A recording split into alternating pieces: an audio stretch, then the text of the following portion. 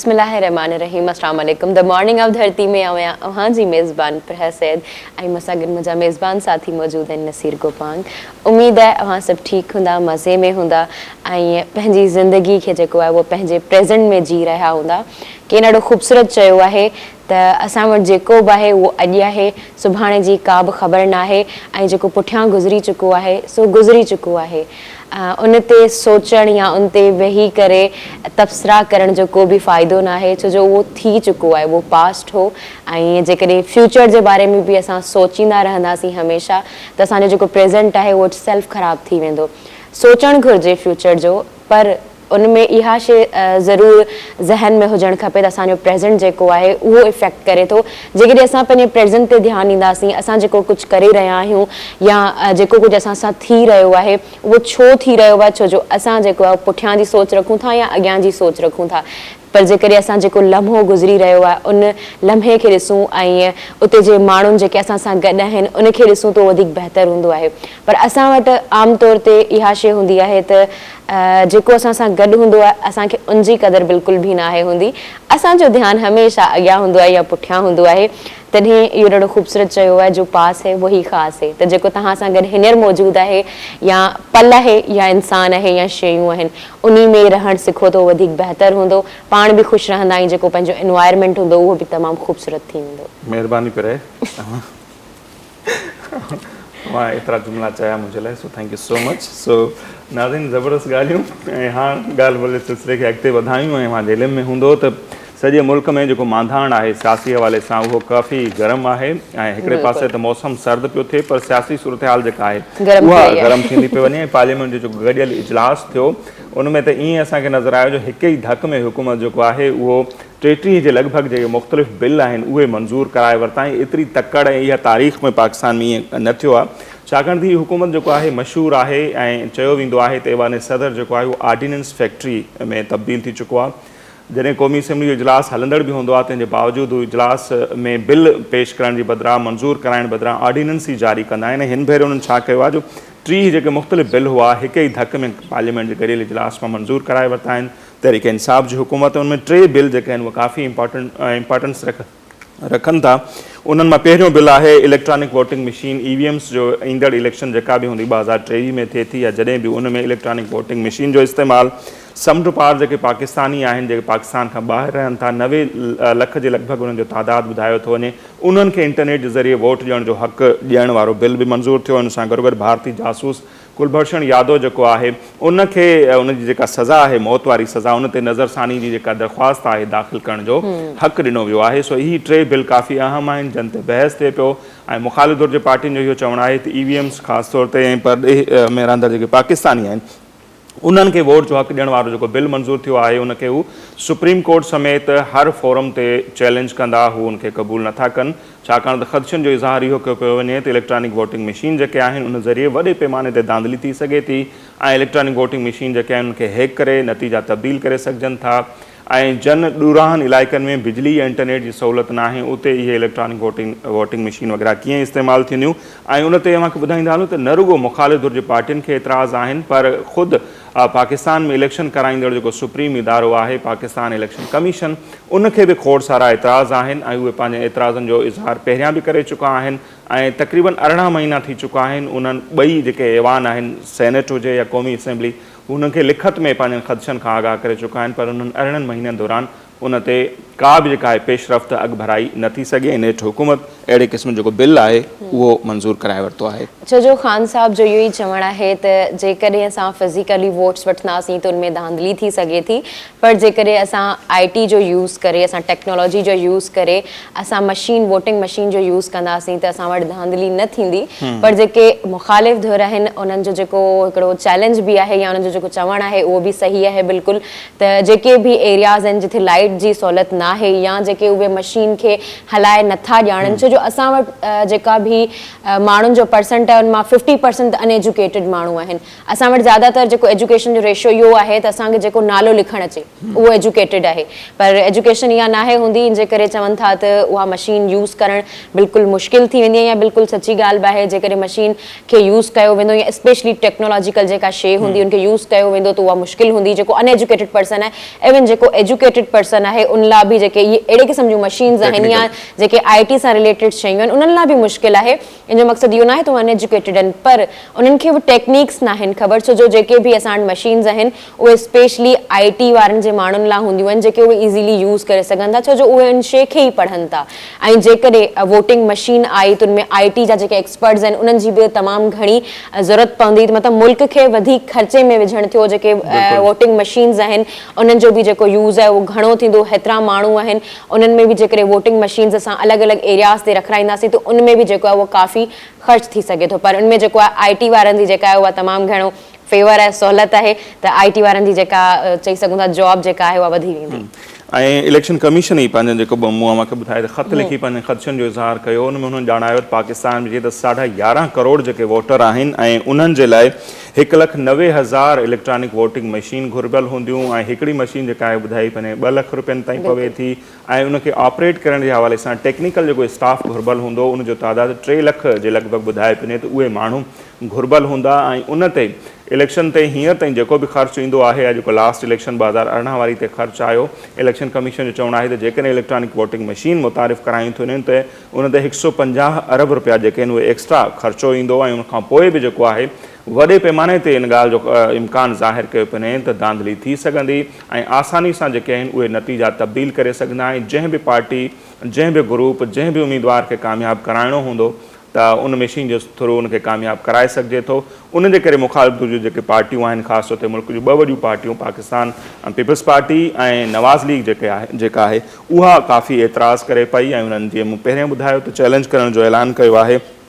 Supreme court समेत हर forum ते उन्हनि जो इहो चवणु आहे त उनखे असीं चैलेंज कंदासीं ऐं ॾिसणो इहो आहे त ईंदड़ ॾींहंनि में सूरत हाल छा थी जुड़े ऐं सूरत हाल किथे थी बीहे ऐं इलेक्शन ताईं जेको आहे सो उहे मशीन इस्तेमालु थींदियूं या पुराणो जेको पैटर्न हले पियो उन तहत इलेक्शन थींदी। सो इहो त अहम मामिलो हो ऐं उनखां पोइ जेकॾहिं नाज़रीन अॼु जे ॾींहं ते असीं अचूं था ऐं अॼु आहे 20 नवंबर ऐं अॼु सॼी दुनिया में ॿारनि जो जेको आहे उहो आलमी ॾिहाड़ो मल्हाए पियो वञे। यूनाइटेड नेशन तरफ़ां हर साल 20 नवंबर ते ही ॾिहाड़ो मल्हायो वेंदो आहे। हिन साल ॿारनि जे आलमी ॾिहाड़े जो जेको थीम आहे उहो रखियो वियो आहे a better future for every child, यानी हर ॿार जे लाइ बहितर मुस्तक़बिल। ऐं उनजे पस मंज़र जे हवाले सां मूंखे ॿुधाईंदा हलूं ॿी जंग अज़ीम दौरान जिते सॼी दुनिया तमामु घणो भोॻियो, खोड़ माण्हू पंहिंजूं हयातियूं विञाए वेठा, उन सां गॾोगॾु जेकी ॿारड़ा आहिनि उन्हनि तमामु घणो भोॻियो। केतिरा ई ॿार जेके आहिनि यतीम थी विया, केतिरा ई ॿार जेके आहिनि उहे अझनि खां महरूम थी विया, उन्हनि जे लाइ खाद खुराक खां वठी रिहाइश जा मसइला पैदा थिया। उनखां पोइ यूनिसेफ समेत ॿिया जेके मुख़्तलिफ़ ॿारनि जे हवाले सां इदारा आहिनि उन्हनि जो बुनियादु विधो वियो ऐं उनखां पोइ 1954 खां वठी ही ॾिहाड़ो मल्हाइण जी शुरूआति कई वई आहे, जंहिंजो मक़सदु इहो आहे त समूरी दुनिया में जेके बि ॿार रहनि था उन्हनि ते ख़ासि तवजो ॾियणु खपे ऐं उन्हनि ॿारनि में आगाही पैदा करणु खपे, उन्हनि खे सिहत समेत तालीम जूं जेके बुनियादी सहूलियतूं आहिनि उहे फराहम करणु खपनि, उन्हनि खे मुनासिबु ख़ुराक ॾियणु खपे। ऐं गॾियल क़ौमनि जे आलमी इदारे जो चवणु आहे त जेकॾहिं असीं पंहिंजनि ॿारनि जो मुस्तक़बिल महफ़ूज़ कयूं था त इहे ई उहे ॿार आहिनि जेके अॻिते हली हिन समाज जो काराइतो फ़र्द बणिजी सघनि था। उन करे हर ॿार ते जेको आहे ख़ासि ध्यानु ॾियण जी ज़रूरत आहे। बिल्कुलु जेके अॼु जा ॿार आहिनि उहे सुभाणे जा महिमान आहिनि, उहे ई अॻियां फ्यूचर ठाहींदा, पोइ उहो कंहिं बि मुल्क जो हुजे। ऐं जेकॾहिं आउं पोइते मुल्कनि जी ॻाल्हि करियां त पोइते पहल जेके मुल्क आहिनि असां वटि उन्हनि में ॿारनि जो जेको जिस्मानी या जेको सिहत जे हवाले सां या एजुकेशन जे हवाले सां या उनजो मेंटली जेको टॉर्चर कयो वेंदो आहे उहो तमामु घणो आहे। असां वटि ॿार खे नंढे हूंदे खां वठी जेका ग्रोथ कई वेंदी आहे उहो टॉर्चर में कई वेंदी आहे, ॿुधायो वेंदो आहे ही शइ न करियो, हू शइ न करियो, ही शइ सही आहे, हू शइ ग़लति आहे। पर उनमें जेकॾहिं असां ॾिसूं त बेटर फ्यूचर जी जेका ही थीम आहे 20 नवंबर, त उनमें बेटर फ्यूचर तॾहिं थी सघे थो जॾहिं इंसान पंहिंजो फ़ैसिलो पाण करे, उनखे ख़ुदि खे महसूसु थिए त सही छा आहे, ग़लति छा आहे। जेकॾहिं उनखे हमेशह हिकु रोबोट वांगुरु ठाहियो वेंदो त ही सही आहे, ही ग़लति आहे, त इंसान कॾहिं बि पंहिंजो फ़ैसिलो पाण न करे सघंदो। ऐं असां वटि ज़्यादातर स्पेशली आउं जेकॾहिं पाकिस्तान जी ॻाल्हि करियां, पंहिंजी कंट्री जी ॻाल्हि करियां, त जेके ॿार आहिनि उहे तमामु घणा डिपेंडेंट हूंदा आहिनि पंहिंजे पेरेंट्स ते या पंहिंजी सोसाइटी ते। उनजो रीज़न ई इहो हूंदो आहे त ॿारनि खे जेको आहे उहो मेंटली तौर ते टॉर्चर कयो वेंदो आहे त तव्हां जेको आहे उहो ही करियो, ही नॉर्म्स आहिनि, ही रूल्स आहिनि, ही रेगुलेशन्स आहिनि, ठीकु आहे तव्हांखे ॿुधाइणु खपे, बल्कि उहो वॾो जॾहिं जीअं थींदो वेंदो उनखे पाणे ख़बर पइजी वेंदी छा सही आहे छा ग़लति आहे। तव्हां सिर्फ़ु उनखे रस्तो ॾेखारे सघो था, उनखे टॉर्चर नथा करे सघो। हिकु मुंहिंजो उस्ताद हो जिन तमामु ख़ूबसूरत ॻाल्हि कई हुई त असां वटि ॿारनि ते प्रेशर ॾिनो वेंदो आहे, प्रेशराइज़ कयो वेंदो आहे त तव्हां वॾो थी करे तव्हांखे ही शइ थियणी आहे, हू शइ थियणी आहे, पोइ हू ॿारु जेको असुलु हूंदो आहे, जेको इंसानु हूंदो आहे, उहो बि नाहे रहंदो। छो जो उहो हमेशह इहा शइ ॾिसंदो आहे त मुंहिंजी माउ खे डॉक्टर वणे थो, डॉक्टर थियणो आहे, मुंहिंजे पीउ खे इंजीनियरिंग वणे थी, मूंखे इंजीनियर थियणो आहे। त जेको ॿारु पंहिंजो इंसानु हूंदो आहे, जेको इंसानियत हूंदी आहे, उहा ई वेंदी हली आहे। त ॿारु जेको आहे उनखे उहो ई रहणु ॾियो, बल्कि उनजी जेको आहे उहो नंढी नंढी ॻाल्हियुनि ते नोट करियो, नोटिस वठो त जेकॾहिं हू एक्ट करे रहियो आहे, उहो छो एक्ट करे रहियो आहे, हू जेकॾहिं का ॻाल्हि ग़लति करे रहियो आहे, छो ग़लति करे रहियो आहे, उनजे पुठियां रीज़न्स हूंदा। का बि ॻाल्हि ईअं न आहे थींदी, बिहाइंड द सीन वॾा रीज़न्स हूंदा आहिनि। ऐं उन खां अलावा जेकॾहिं हू तव्हां सां मिसबिहेव करे रहियो आहे, ओचितो ओचितो ॿारु कावड़णु शुरू थी वियो आहे, त उहो छो कावड़जी रहियो आहे, तव्हां रीज़न्स ॾिसो उहो छो कावड़जी रहियो आहे। त अहिड़ियूं काफ़ी ॻाल्हियूं आहिनि जंहिंजो असांखे अॼु जे ॾींहं ते इज़हार करणु खपे ऐं पंहिंजे ॿारनि जो तमामु घणो ख़्यालु रखणु घुरिजे। ऐं जेकॾहिं यूनाइटेड नेशन्स में इहे डेज़ जेके सेलिब्रेट थियनि था, उहे इन्ही करे सेलिब्रेट थियनि था ताकि असांजी जेका बि अवाम आहे, आम अवाम आहे, उन्हनि खे हिकिड़ी नॉलेज मिली सघे त ॿारनि खे या जेके बि डेज़ आहिनि उन्हनि खे असां सेलिब्रेट कीअं करियूं या उन्हनि खे असां एलिब्रेट कीअं करियूं, उन्हनि जो ख़्यालु कीअं रखियो वञे। ऐं जेकॾहिं आउं यूनिसेफ जी ॻाल्हि करियां त असांजी पहिरें मुल्क जी ॻाल्हि करे वठां त मुल्क में 22.8 मिलियन ॿारड़ा जेके आहिनि उहे स्कूल नथा वञनि ऐं उहा जेका बेसिक एजुकेशन खां महरूम आहिनि।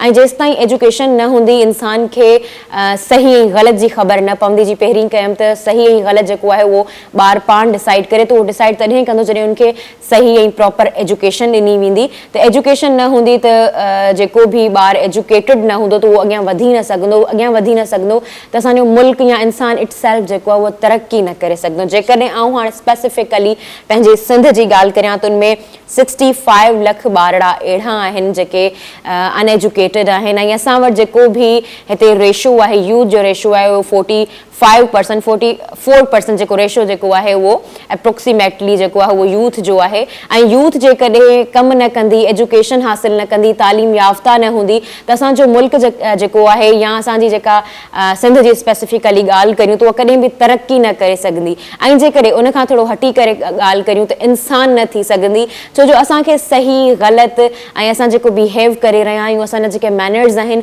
उहो ऑफकोर्स असांजी एजुकेशन, असांजो माहौल, असांजी सोसाइटी सेखारींदी आहे।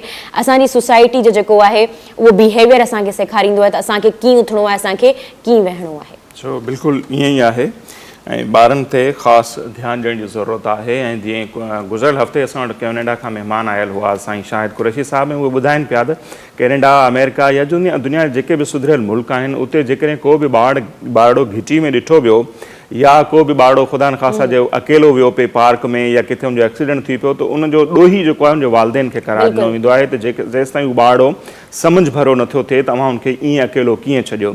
ऐं असां वटि तव्हांखे जिते किथे ईअं ॿारड़ा नज़र ईंदा रोडनि ते, घिटियुनि में, पार्कुनि में, सो उन्हनि जी का केयर कोन्हे। ऐं असां वटि जेके हालात आहिनि ट्रैफ़िक जा या गटर जा ढकणा खुलियल हूंदा आहिनि, पोइ ॿारड़ा किरी पवंदा आहिनि, उन्हनि सां हादसा थींदा आहिनि, बिजली जा करंट लॻण जे करे ॿारड़ा जेके आहिनि उहे ज़िंदगी विञाए वेंदा आहिनि। सो इहा समूरी जेका ज़िम्मेवारी आहे, जेसि ताईं ॿारु पाण सम्झ भरियो नथो थिए, इहा वालदेन जी ज़िम्मेवारी आहे त हू हुननि जी केयर कनि, हुनजो ख़्यालु रखनि त जीअं हू हर तरह जी परेशानी खां बची सघे। असां वटि घणे भाङे ॿारड़ियुनि सां जिनसी ज़्यादतियुनि जा वाक़िया बि उनजे करे थियनि था, छाकाणि त ॿारड़ा ॿारड़ियूं अकेला ईअं घिटियुनि में घुमंदा वतनि था, या हू सामान सीधो वठण जे लाइ घर वारा उनखे मोकिले छॾींदा आहिनि, वञ भई हीअ शइ वठी अचु, पोइ उन्हनि खे कोई शइ जे बहाने सां या पैसनि जे बहाने सां केॾांहुं वठी वेंदो आहे, उन सां ज़्यादती थी वेंदी आहे। सो जिस्मानी ज़्यादती हुजे, जिनसी ज़्यादती हुजे या ज़हनी ज़्यादती हुजे, उनजो वॾो कारण इहो आहे त वालदेन जेका आहिनि उहे पंहिंजी प्रॉपर जेका ज़िम्मेवारी आहे उहा अदा नथा कनि। ऐं हींअर त ज़ैनब अलर्ट बिल जेको आहे उहो मंज़ूरु थियल आहे ऐं उनखां पोइ सख़्तु सज़ाऊं जॾहिं खां अचनि पियूं, पर तंहिंजे बावजूदि इंतिहाई अफ़सोसनाक सूरत हाल आहे पाकिस्तान में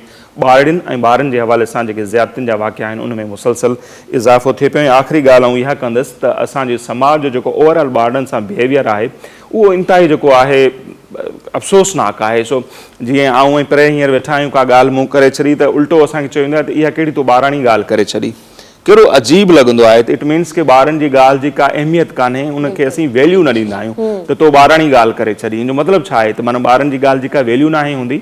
सो असांखे पंहिंजा ज़हन जेके आहिनि उहे तब्दील करणा पवंदा, ॿारनि खे अहमियत ॾियणी पवंदी। अॼु जे दौर जा जेके ॿार आहिनि उहे काफ़ी टैलेंटेड आहिनि ऐं उहे काफ़ी इंपॉर्टेंट ॻाल्हियूं कनि था। असांखे उन्हनि खे नज़रअंदाज़ न करणु खपे, उन्हनि खे ॿुधणु खपे, उन्हनि खे हिमथाइणु खपे। सो अञा ॻाल्हियूं त खोड़ करे सघजनि थियूं, पर हिते मुंहिंजे ख़्याल में ब्रेक जो टाइम बि थिए पियो। सो नाज़रीन ब्रेक वठंदासीं ऐं ब्रेक खां पोइ जॾहिं वापसि ईंदासीं त अॼु जेका महिमान शख़्सियत आहे उन सां अवांजी कराईंदासीं मुलाक़ात। ऐं नौजवान सिंगर आहिनि, काफ़ी सुठो ॻाइनि था, अहम प्रोग्रामनि में उन्हनि खे अवां यकीनन ॿुधो हूंदो। सो अॼु असीं उन्हनि सां उन्हनि जे करियर जे हवाले सां बि खोड़ सारियूं ॻाल्हियूं कंदासीं ऐं उन्हनि खां खोड़ गीत बि जेके आहिनि उहे ॿुधंदासीं, पर मुख़्तसर ब्रेक खां पोइ डिफरेंट ॿोलियुनि में ॿुधंदासीं। Yes. असां सां गॾु रहिजो।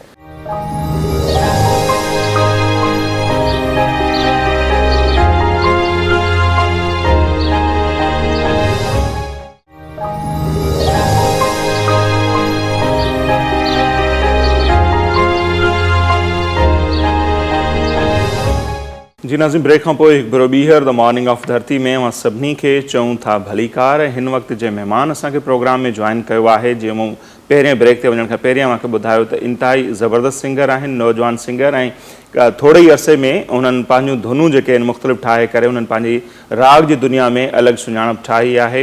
ऐं शाह अब्दुल लतीफ़ भिटाई जो उर्स हुजे, हज़रत कलंदर लाल शहबाज़ जो उर्स मुबारक हुजे, उते उनखां सवाइ ॿिया मुख़्तलिफ़ जेके फेस्टिवल्स थियनि था, इवेंट थियनि था, उन्हनि में हू परफॉर्म कंदे अव्हांखे नज़र अचनि था।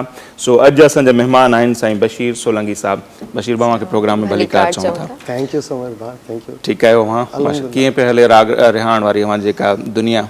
हाँ हले पई, असल में थोरो हालतूं जेके असां सभु फेस कयूं पिया कोविड जे करे, इन जे करे थोरो कमु रुकिजी वियो आहे, पर हाणे अल्हम्दुलिल्लाह इहे सभु शयूं हाणे शुरू थी चुकियूं आहिनि। सुर ऐं संगीत जो तव्हां सफ़र कॾहिं खां शुरू कयो? सफ़र त बचपन खां प्राइमरी खां वठी जेको आहे स्कूल जे ज़माने खां वठी जेको आहे शुरू हुयो, बाक़ी प्रॉपरली 2005 खां जेको आहे सिखी करे इन फील्ड में जेको आहे मां आहियां। तव्हां सिखिया कंहिंखां, किथां सिखिया वरिती?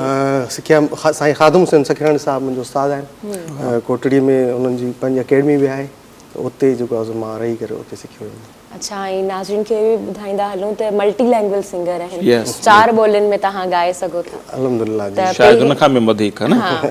पहिरीं जेको असां सिंधी में ॿुधंदासीं। उथंदे ई गानो था ॿुधो हा, उथंदे ई गानो सो था असांखे छा था ॿुधायो हींअर? कंपोज़ कई आहे, जीअं तव्हां सवेर ज़िक्र थियो त कंपोज़ मैडम माइन निस्बाणी साहिब जो हिकिड़ो ग़ज़ल आहे, उहो कंपोज़ कयो आहे मां। चवां थो त थल ईअं हिकिड़ो अंतरो जेको आहे Why not? उन खां शुरू कयूं।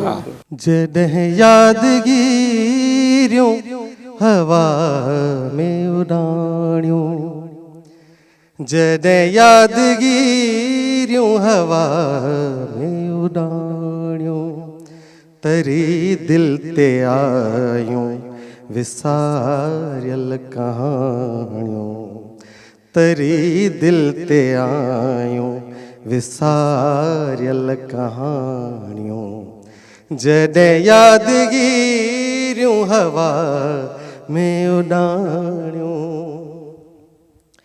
ख़तनि जी बि ख़ुशबू असां की न लहणी, ख़तनि जी बि ख़ुशबू असां की न लहणी, ख़तनि जी बि ख़ुशबू असां की न लहणी, ख़तनि जी बि ख़ुशबू असां की न लहणी, कॾहिं कंहिं असां ॾे न तारूं माणियूं, तरी दिल ते आयूं विसारियल कहाणियूं, जॾहिं यादगिरियूं हवा में उॾाणियूं।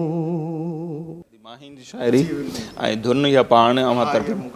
अच्छा, इहो आहे त मोस्टली असां इहो ॾिठो आहे, अक्सर असांजी शिकायत बि रही आहे, मुख़्तलिफ़ सिंगर्स खां पुछंदा बि हूंदा, असां वटि जेको हिकिड़ो ट्रेंड हलियो कंहिं दौर में इंडिया जूं धुनूं असां कॉपी कंदा हुआसीं, अॼुकल्ह असां इन नतीजे ते पहुता आहियूं त सिराइकी जूं धुनूं कॉपी था कयूं। असां वटि घटि अहिड़ा सिंगर आहिनि जेके पाण धुनूं तरतीब में, उनजो रीज़न छा आहे? उनजो रीज़न सर इहो आहे त घणो फोकस न आहे उन्हनि आर्टिस्टनि जो, त पंहिंजी क्रिएशन त हूअं बि मरी चुकी आहे। मां अक्सर ॾिसां थो हाणे इंडिया में जेके सो दिलबर पुराणा गाना जेके हुया उन्हनि खे रिपीट था कनि, छो त हींअर अलाए छो क्रिएशन नथी पई थिए, ऐं उनजो इहो बेसिक रीज़न इहो ई आहे मुंहिंजी सम्झ मुताबिक़, मां ग़लति बि थी सघां थो, त महिनत करणु छॾे चुका आहिनि असांजा जेके क्रिएटर हुया, या उन्हनि खे उहे फैसिलिटीज़ न आहिनि। मां पंहिंजी ॻाल्हि कयां त फैसिलिटीज़ न आहिनि। मूं वटि काफ़ी कंपोज़िशन्स आहिनि, पर मां अञा उन्हनि खे जेको आहे सो खणी न आयो आहियां। 10-12 जेके मूं कंपोज़िशन कयूं आहिनि उहे मुंहिंजा वीडियोज़ मुख़्तलिफ़ चैनल तां हलनि पिया, पर अञा काफ़ी मां कुझु करणु चाहियां थो, पर फैसिलिटीज़ न आहिनि। इन ई करे जेको आहे सो उहे फैसिलिटीज़ कंहिंखे ॾियणु खपनि? इहे अॻु में ॾिसो इदारा हूंदा हुया, पोइ हिते असां वञूं था 30 साल पोइ हिते अञा पोइ हिते वेंदासीं, ऐं म्यूज़िक डायरेक्टर जेके हूंदा उहे नवां माण्हू मुतारिफ़ कराईंदा हुया। असांजो पाकिस्तान जो तमामु वॾो नालो आहे साईं अहमद अशरफ साहिबु, पाकिस्तानी फिल्म इंडस्ट्री में उन्हनि जो तमामु घणो कमु, घणे में घणियूं जेके फिल्मुनि जो कमु थियल आहे अहमद अशरफ साहिब जो थियल आहे। उन्हनि जो मूं इंटरव्यू ॿुधो त उन मैडम रूना लैला, ए नैयर साहिबु, अख़लाक अहमद रुशदी साहिबु, इन्हनि सभिनी खे तहसीन जावेद ताईं आहिनि, ऐं असांजो वारिस बेग, शाज़िया मंज़ूर, इन्हनि ताईं बि जेको 95-96 में जेके फिल्मूं जेसि ताईं असांजूं ठहंदियूं हुयूं, अहमद अशरफ साहिबु हिकु नवां माण्हू आणींदो, ऐं इदारा वठी ईंदा नवनि आर्टिस्टनि खे। हाणे उहा शइ न आहे। कंहिं बि इदारे वटि तव्हां ॾिसो, तव्हां पाण मीडिया सां कंसल्ट आहियो त कंहिं बि इदारे वटि उहो न आहे फोकस त भई नवां आर्टिस्ट, टैलेंटेड आर्टिस्ट असां म्यूज़िक डायरेक्टर हुजे, चैनल्स त हुजणु खपनि, ईअं कमु पियो। ऐं ॿियूं जेके मुख़्तलिफ़ कंपनियूं कंहिं दौर में कैसेट जो दौर हो जॾहिं हो त उहे कंपनियूं हूंदियूं, ज़ाहिर उहे पैसो बि ख़र्च कंदियूं हुयूं, धुनूं ठाराईंदियूं। हाणे उहो ट्रेंड आहे या ख़तमु थी वियो आहे? हाणे हर को पंहिंजे बुनियाद ते पंहिंजे वसियतार करे थो पियो। बाक़ी जेको आहे सो कंपनियूं यूट्यूब चैनल आहियूं, उहो जेको ट्रेंड थियो जेको प्राइवेटाइज़ थियो आहे, इन वजह सां हिकिड़ो मेन फोकस जी PTV हो पहिरीं, इन टाइप जी का शइ हुजे म्यूज़िक लाइ, त उहा वधीक बहितर रहंदी। बहितर आहे, बिल्कुलु। ऐं इदारा हुजणु खपनि, इदारा डिफरेंट इदारा हुजणु। राग जी सिख्या जे हवाले। अच्छा, विच में असांखे ॿुधणु आयो त कल्चर डिपार्टमेंट को सिम्पा जे नाले सां जाम शोरे में इदारो बि ठाहियो आहे। हले पियो, उन्हनि जो कमु हले पियो, उन्हनि खे बि मूं जेतिरो ॾिठो आहे त, पर हिकिड़ा जेका इम्प्रूवमेंट हूंदी आहे या का शइ ज़ाहिर थी अचे, उहा अञा न थी आहे। उनजी छा रीज़न्स आहिनि? उनजी रीज़न त खोड़ हूंदियूं, मां कुझु नथो चई सघां, उहो वरी हुननि खां पुछी सघिजे त उन्हनि उहे सवाल इन जो जवाबु बहितर मूंखां उहो ॾेई सघंदा। हा, ईअं सही आहे। बजाए जो पाण भाग किथे फसाए वेझो जो अॻिते मूंखे प्रोग्राम बि करणा आहिनि, मूंखे उहो बि ख़्यालु आहे। ऐं नो डाउट असां वटि हिकिड़ो ई वॾो इदारो आहे कल्चर डिपार्टमेंट, ऐं हुनजा खोड़े में थियनि था। सो कल्चर डिपार्टमेंट पहिरें खां हाणे मूं ॾिठो आहे जेतिरो त बहितर कमु वञे पियो। हुननि जा लाइव शोज़ हलनि था, सेक्शन हलनि पिया, सुठा आर्टिस्ट वठी पिया अचनि। हुन खां अलावा सुठा अदीब, जेके कैफेसन जेको हिकिड़ो सिलसिलो शुरू कयो अथनि, त हुन कैफेसन जे हिसाब सां इहो हले पियो, हुननि जो सही हिकिड़ो स्ट्रगल हले पई।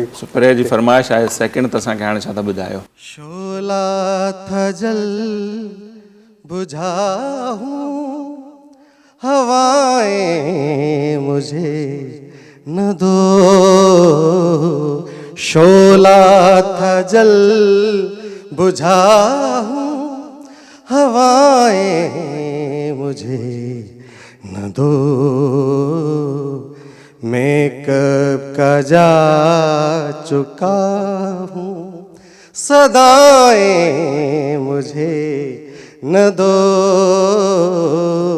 शोला था जल बुझाऊं, हवाएं मुझे न दो,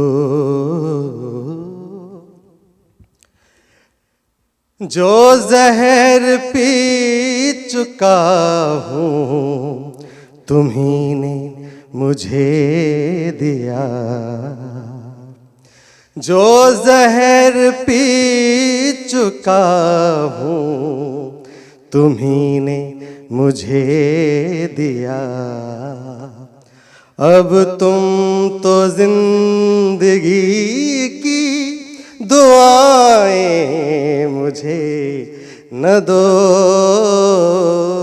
शोला था जल बुझाऊं, हवाएं मुझे न दो, मैं कब का जा चुका हूँ, सदाएं मुझे न दो, शोला। शानदार। ऐं जीअं सिंधी में ईअं ई वरी उर्दू में, सो असां अञा सिराइकी ऐं पंजाबी में कोशिशि कंदा जेको जेको अव्हांखे अचे थो सो ॿुधंदासीं। सो असीं ॿुधाइणु चाहियूं था माण्हुनि खे त असांजा जेके यंग सिंगर आहिनि, काफ़ी टैलेंटेड आहिनि। सो हर ॿोली में हू ॻाए सघनि था, इहा असांजी ख़ूबी आहे। ॿियनि ॿोलियुनि वारनि वटि इहा शइ न आहे जेका असां वटि आहे। सो असां अव्हां खां इहो बि सम्झणु चाहींदासीं, बशीर भाउ नौजवान रागी आहियो, काफ़ी महिनत कयो पिया, हिकिड़े सुठे रागी में कहिड़ियूं क्वालिटीज़ हुजणु खपनि ऐं उन कहिड़ी शइ अहिड़ी आहे जेका उनखे ॿियनि खां डिफरेंट ठाहे सघे थी या उनजो नालो ठाहे सघे थी? सुठे रागी जो निशान पहिरियों त हुनजो आवाज़ु सुठो हुजणु खपे, हुनजी म्यूज़िक सेंस हुजे, सिखियल हुजे, ऐं उनजी तबियत जेको मूं संगीत जी किताबुनि में पढ़ियो उस्तादनि जो लिखियो, उनजी तबियत आम माण्हुनि खां थोरी मुख़्तलिफ़ हुजे।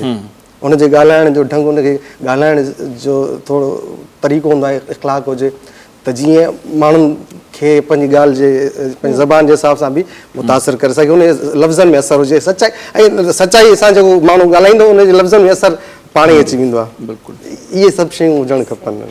मौसीक़ी खे जेको आहे उहो रूह जी ग़िज़ा चयो वेंदो आहे, उनखे तव्हां कीअं जस्टिफाई कंदा? बिल्कुलु रूह जी ग़िज़ा ई आहे, ऐं हीउ कमु जेको आहे फ़क़ीर वारो कमु आहे। ऐं ॾिसो न, वरी मां इहा ई ॻाल्हि कंदुमि त सचाई सां जेको इंसानु करे थो न, त उनजे असरु हूंदो आहे लफ़्ज़नि में, उनजे राग में, उनजे आलाप में असरु हूंदो आहे। आर्टिफिशियल जेके आहिनि उहे नथा हली सघनि, उहे पाइदार उहा शइ नथा हली सघनि पिया। पर असां वटि आम तासुर इहो आहे त जेको सिंगिंग जी तरफ़ वञे थो त उहो हिकिड़ो कंप्लीटली असां वटि स्पेशली नॉट अबाउट इंडिया या जेके कंट्रीज़ डिफरेंट आहिनि, असां वटि जेको आहे उहो प्रोफेशन नथो ठाहे सघे, छो जो उन मां एतिरी आमदनी नथी मिले, त पोइ उहो सचाई कीअं थो ॾिए? वीचारे जंहिंजो पेट माना ख़ाली हुजे, पेट बुखियो हुजे, उहो सचाई कीअं ॾींदो? मूं ॾिठा आहिनि अहिड़ा खोड़ माण्हू, मुंहिंजे तजुर्बे में आहे त वाकई उन्हनि ॾुखनि ऐं बुखुनि जे बावजूदि उन्हनि कमु कयो आहे, ऐं अलाए केतिरा उहे नाला अञा अहिड़ा आहिनि, ऐं जेके साम्हूं बि न अची सघिया आहिनि। मुंहिंजो पंहिंजो तजुर्बो आहे, मूं ॾिठो आहे।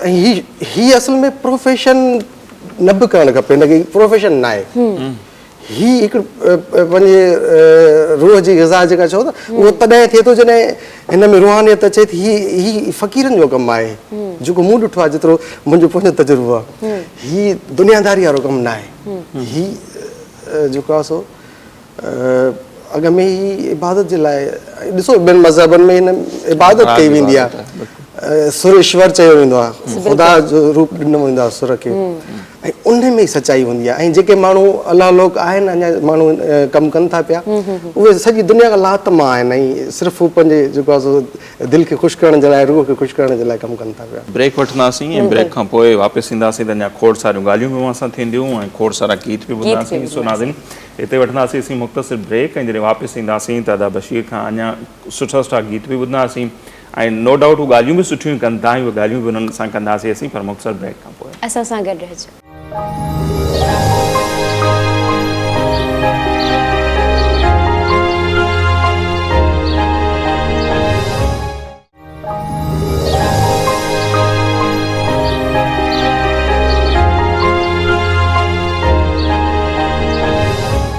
जी नाज़रीन, ब्रेक खां पोइ हिकु भेरो ॿीहर अव्हांखे चऊं था भलीकार। सिंध जा इंतहाई सुरीला रागी बशीर सोलंकी साहब, उहे असां सां गॾु मौजूदु आहिनि, ॻाल्हियूं बि हलियूं पिया ऐं गीत बि उन्हनि खां ॿुधूं पिया।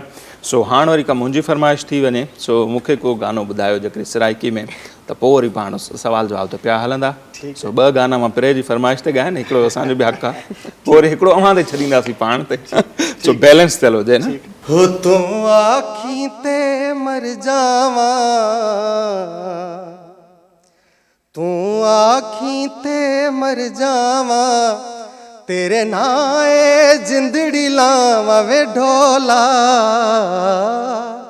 दूर न जा हाय ओ ढोला, हाय दूर न जावे, हो तूं आखीं ते मर जावा, तेरे नाए जिंदड़ी लावा वे ढोला,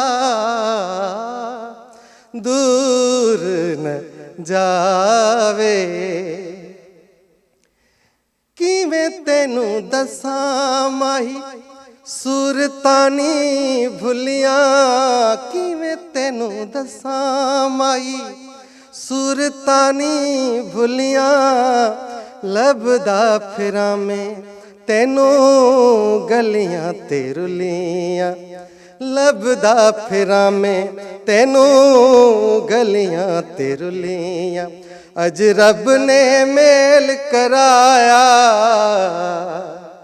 अज रब ने मेल कराया, मेरे सहन ते शाहन आया वे ढोला, दूर न जावे हो तू आखी ते मर जावा, तेरे नाए जिंदड़ी लावा वे ढोला, हो दूर न जावे। ज़बरदस्त। अच्छा, असांखे इहो ॿुधाइजो त असां वटि जेके सदियुनि खां सिंध में रहनि पिया उहे चवनि था असांखे सिंधी ॻाल्हाइणु नथी अचे या उन्हनि सां उर्दू में ॻाल्हायो वेंदो या ॿियनि ॿोलियुनि में ॻाल्हायो वेंदो आहे। तव्हां सिंधी थी करे सराइकी में बि ॻायो पिया, पंजाबी में बि ॻायो पिया, माशाल्लाह सां उर्दू में बि ॻायो पिया, इनखे तव्हां कीअं था ॾिसो? इन जो इहो रीज़न आहे त ॾिसो असां वटि असांजे ॻोठ ॻोठ में शहर शहर में नंढनि ॻोठनि में बि असां वटि पंजाबी असां वटि रहनि था। सराइकी असां वटि जो काफ़ी ॿोलियूं आहिनि। असां वटि दादू में ॾिसो, दादू जे चौधार इर्द गिर्द सॼी सिंध में सराइकी माण्हू ॻाल्हाइनि था। सो उन्हनि सां काफ़ी दोस्त मूंसां पंजाबी गॾु पढ़िया आहिनि, उर्दू ॻाल्हाइण वारा गॾु पढ़िया आहिनि, जीअं ख़ानज़ादा आहिनि उन्हनि सां असां उर्दू में ॻाल्हाईंदा हुआसीं, या कराची में अचूं था उन्हनि जी ॿोली असां ॿुधूं था ऐं असां हुनखे अडॉप्ट कयो आहे। इहो ॾिसो अकुलमंदी आहे न, इहा ज़हानत आहे। ऐं जंहिं ॿोली जो इल्मु असां वटि आहे, ॾिसो असांखे अरबी असांखे अचे थी त असां हिकिड़ो माने प्लस पॉइंट आहे। असांखे इंग्लिश अचे थी, असांखे फारसी अचे थी, इहो त जीनियस माण्हू जो कमु आहे न। ऐं सिंधी माण्हू जीनियस आहिनि। ऐं असां मां तव्हांखे ॿुधायां ॻोठनि में बि पंजाबी माण्हू ॻाल्हाईंदा आहिनि, हारी क़िस्म जा माण्हू बि, छो त हुते असां वटि माण्हू रहनि था। हुननि जी बदकिस्मती आहे जेके जीअं तव्हां ॻाल्हि कई, जेके सॼनि सालनि खां असां वटि रहनि था, 50-60 साल थी आहिनि, 70 साल थी विया आहिनि, सिंधी न सिखी सघिया आहिनि। इहा त नॉन सेंस एक्ट आहे मुंहिंजे नज़र में त। इहा हुननि जी बदकिस्मती आहे ऐं हुननि खे करणु खपे। इहो इल्मु आहे हुननि जो, इल्मु। ऐं इल्मु त कहिड़ी बि ज़बान में माण्हू वठी सघे थो। इहा कहिड़ी ॻाल्हि आहे त भई असांखे सिंधी न आहे पढ़णी या सिंधी न आहे ॻाल्हाइणी। इहा ई शइ आहे त मुंहिंजो वास्तो रहियो आहे, सराइकियुनि सां बि रहियो आहे, पंजाबियुनि सां बि रहियो, उर्दू सिंधी त पंहिंजी मादरी ज़बान आहे। पोइ तव्हां बिल्कुलु सही चयो, सिंधी जीनियस आहिनि। उन्हनि जो मिसाल तव्हां आहियो त तव्हां 4 लैंग्वेजिस में ॻायो पिया। हिकिड़ो ॻाल्हाइण ऐं उनखां पोइ ॻाइण में बि फ़र्क़ु हूंदो आहे।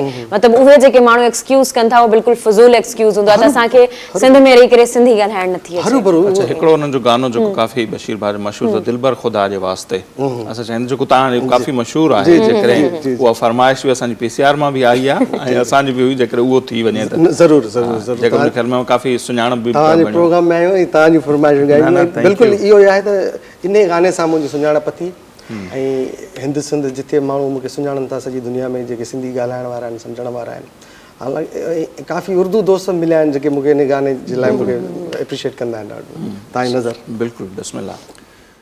हो दिलबर ख़ुदा जे वास्ते मूंखे जुदा न कर,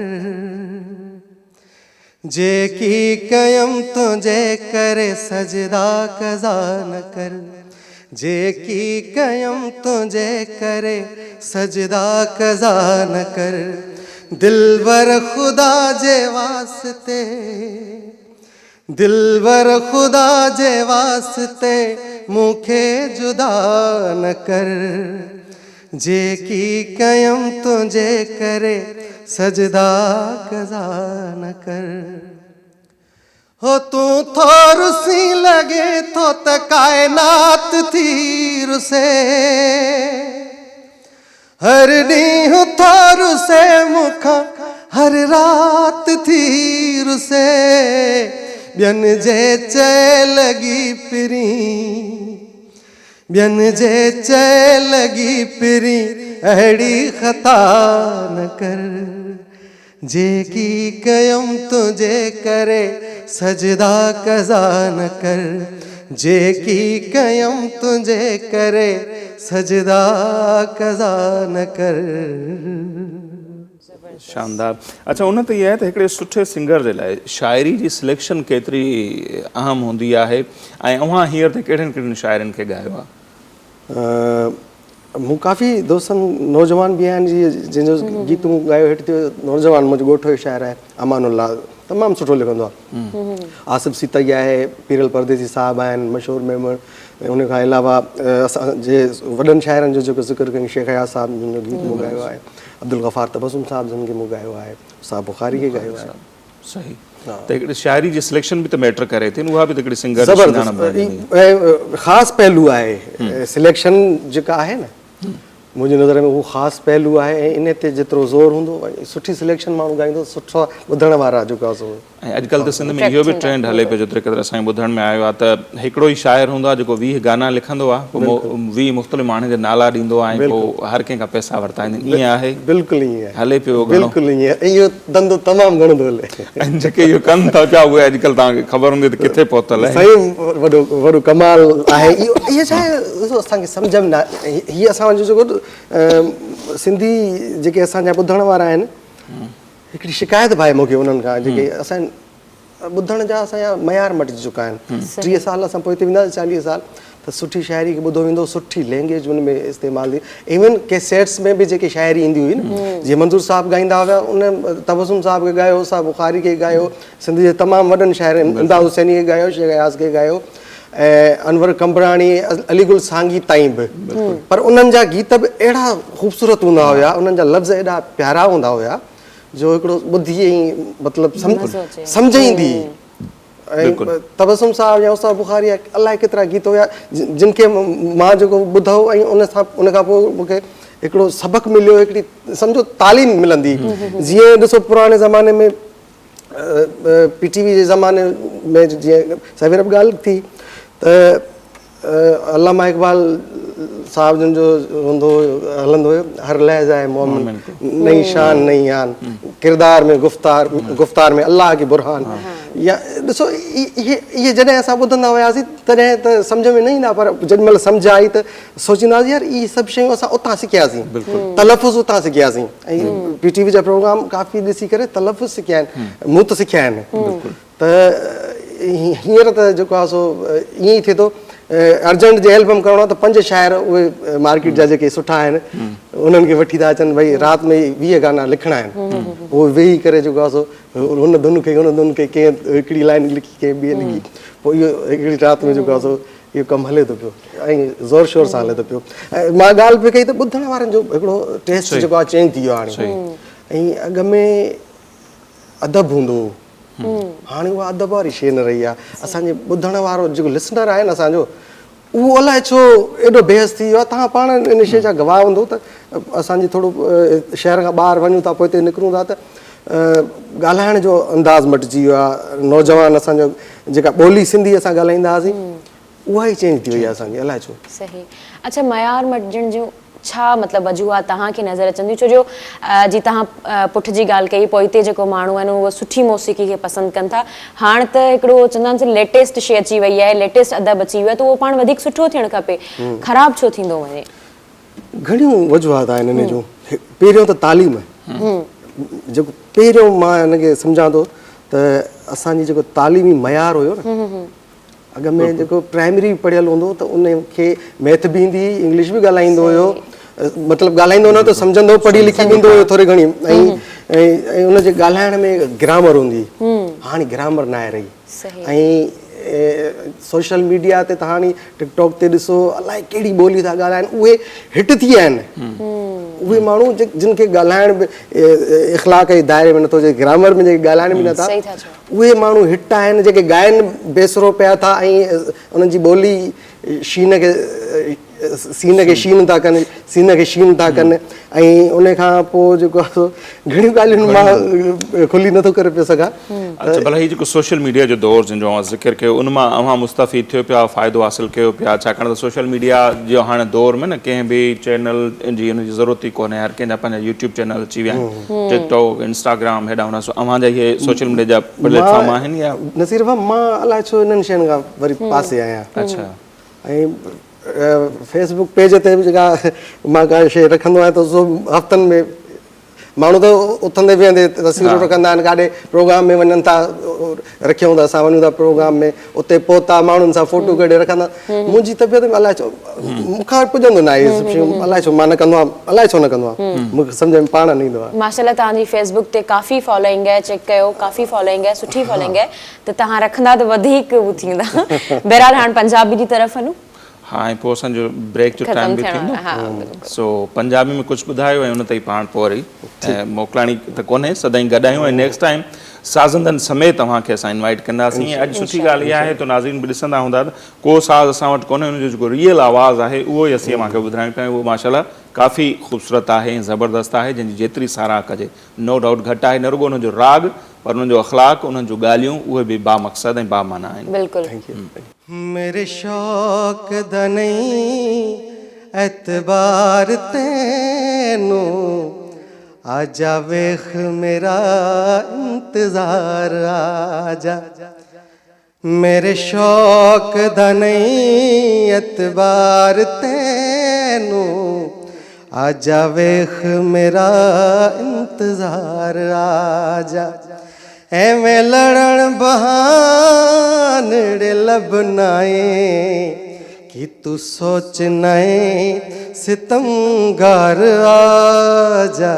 मेरे शौक दा नहीं एतबार तैनू, आजा वेख मेरा इंतजार आजा।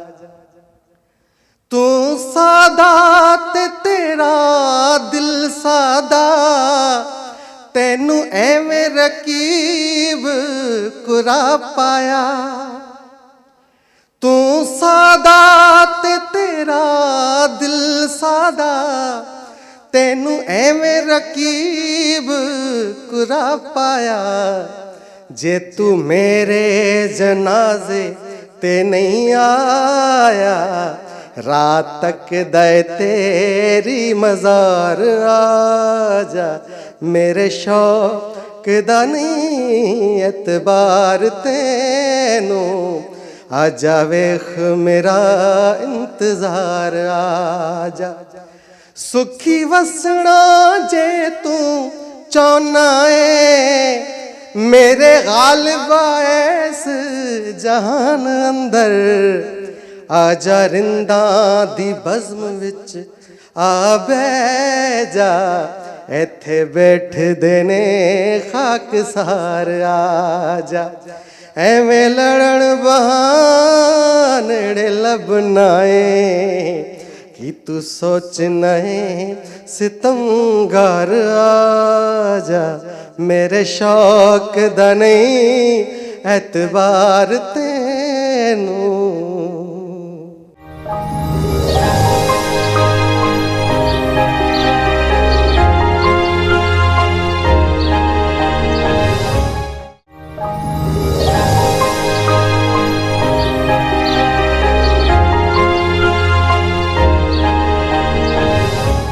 वेलकम बैक नाज़रीन। हाणे प्रोग्राम में वक़्तु थियो आहे सोशल मीडिया राउंड अप जो, जंहिंमें मुख़्तलिफ़ पिक्चर्स ऐं वीडियोज़ ॾेखारींदा आहियूं।